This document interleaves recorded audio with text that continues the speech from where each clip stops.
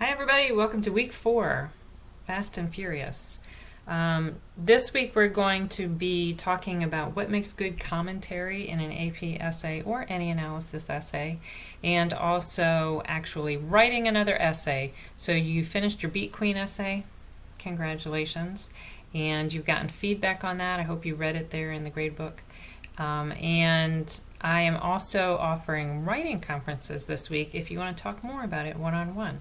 You'll find the writing conferences sign up, which is a Google form or whatever. That's in the week 4 folder. So look for that if you want to do just a 10-minute one-on-one conference about your writing.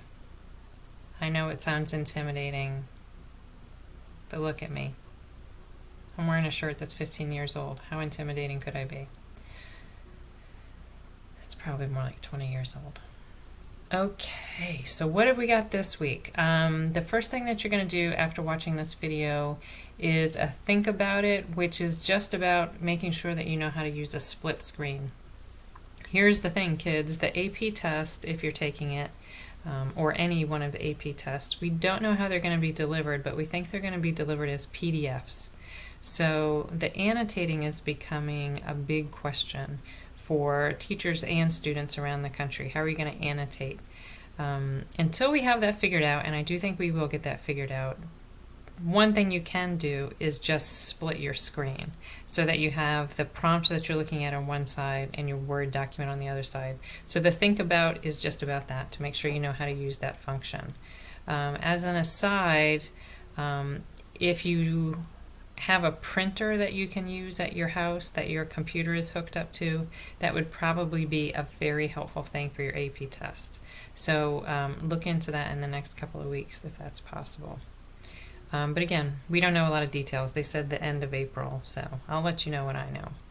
Okay, so after you do the think about it with the skills for remote testing, then I want you to take a look at, download, and read the prompt that our good friends, Mr. Escobar and Miss Barber, are going to talk about this week. It's a prompt from Nathaniel Hawthorne. It's about a character named Zenobia, so they call it the Zenobia prompt. And you're going to download that and read it so you'll know what they talk about when you watch the video, which is your next step. Also, they're going to talk about some resources that Miss Barber posted for you. Those are in the downloads folder too. Those are optional if you want to download those.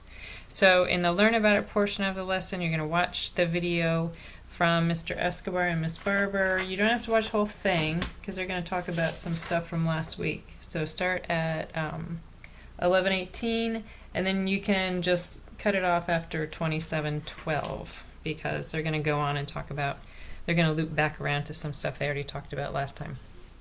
By the way, if you want to watch the rest of their videos, do. I'm sure you'll learn a lot.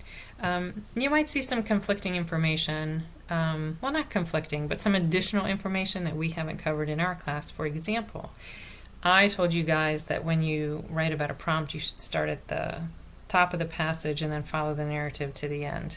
They also suggest that, but they additionally offer 2 other methods of formatting. So if you're interested in those, if you think those would help you, go check that out. Okay. After you watch the video, then you're going to do a show what you know quiz as usual. Okay, but the next lesson, week 4, lesson 2, is not as usual because it's only a try it activity. It is only doing an entire AP prose analysis prompt. It is one of my own invention, and let me tell you why. Here's what I'm thinking. College Board is probably going to choose something to send out to you guys for the AP test that is either unpublished or very recently published because they don't want those cheater pants to go on the internet and find out information about the prose text. So what I've done is taken something that I don't think anybody has ever written about, but it's really good literature. So you're going to go ahead and do that one. It's challenging, and let me tell you why it's challenging. When you read it, you might think, that's so simple, I don't know what I'm looking for here. So do not be fooled by its simplicity. Go ahead and get deep. And before you even open up the folder for lesson 2, go ahead and review all of the things that we've talked about. The AP test is going to be an open note test, so any of the graphic organizers or anything else that you've been using, although you won't have time to fill them out in 45 minutes, you can still think that way, okay? As Mr. Escobar says in this week's video, we're getting into habits of mind in terms of how to read the passage that you're going to analyze. Okay, I think that's all I have. As always, make sure that you contact me with any questions that you have. And yeah, before I go, just please don't open up lesson 2 until you're ready to do the whole shebang in 45 minutes, okay? So any review that you want to do before that, any notes that you want to get out, go ahead and do that. Oh, and don't forget to go ahead and play Eye of the Tiger for yourself before you open that folder. The other option, of course, is Katy Perry's Firework, but you know I like to go old school. All right, take care, be healthy. Don't forget book club this week again on Friday. It's pretty fun. I'm really enjoying it. You don't even have to read the book. Just come on and hang out with us. 2 p.m. in the Google Meet on Friday. We're going to talk about Beloved again.